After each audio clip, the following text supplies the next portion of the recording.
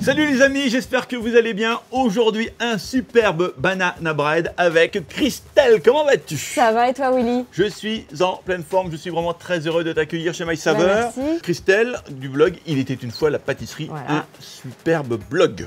Merci. Recette compliquée? Non, ça c'est une recette vraiment facile. On va faire un banana bread, donc c'est un cake à la banane et on va le faire tout chocolat. Ah oui, Ouais. chocolat banane. Chocolat banane. Donc c'est vraiment des goûts qui vont super bien ensemble. Ah ouais. Ouais, et puis c'est un gâteau qui est hyper moelleux. Enfin, c'est vraiment super bon. Ça, tout le monde s'en moque, mais je le dis quand même, l'un de mes desserts préférés, c'est de tremper ma banane dans la mousse au chocolat par exemple. Ah bah alors tu vas adorer. Ah bah, c'est sûr. C'est sûr. Bon, on commence par quoi? On va commencer par fouetter ensemble le sucre et le beurre. Alors on peut faire au robot ou au fouet électrique, peu importe. Voilà. Ça, c'est pas mal. Voilà. Je fais encore un petit peu. On va se laisser embêter par du beurre et du sucre, Ah hein. Ça y est, on le maîtrise, on le tient. Ça y est, faut que ça fasse vraiment une crème. Hein. Voilà, c'est pas mal. Là, on va rajouter les œufs un à un. On va entier. fouetter. Oui, et on va fouetter à chaque fois entre chaque œuf. Je mets ça de côté. On va prendre l'ingrédient indispensable au banana bread, les bananes. Là, on voit, on a des taches noires sur la peau.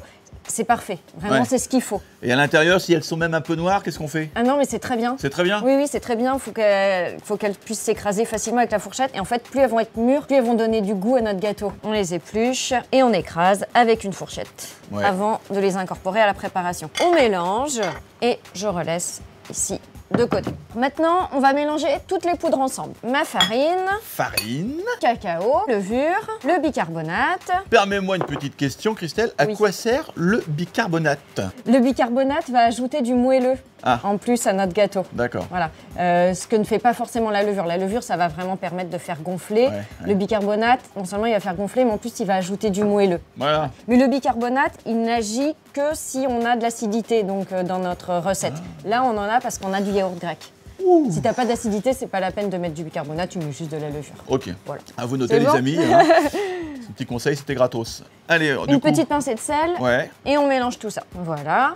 Et puis, je vais maintenant incorporer ces poudres à ma préparation.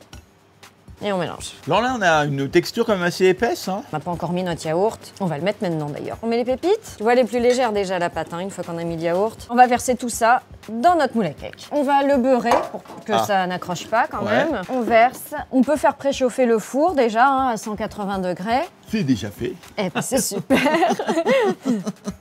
Là, je vais rajouter une petite déco. Ouais. Je te le donne en mille. De la banane. Gagné. Et yeah. Je suis hyper concentré aujourd'hui. Je vais l'éplucher. On va la couper en deux dans le sens de la longueur. Je les dispose sur le dessus et on va enfourner donc pour 45 minutes jusqu'à 55 minutes. On vérifie avec la lame d'un couteau. On plante la lame d'un couteau au milieu du gâteau et elle doit ressortir sèche. Ok.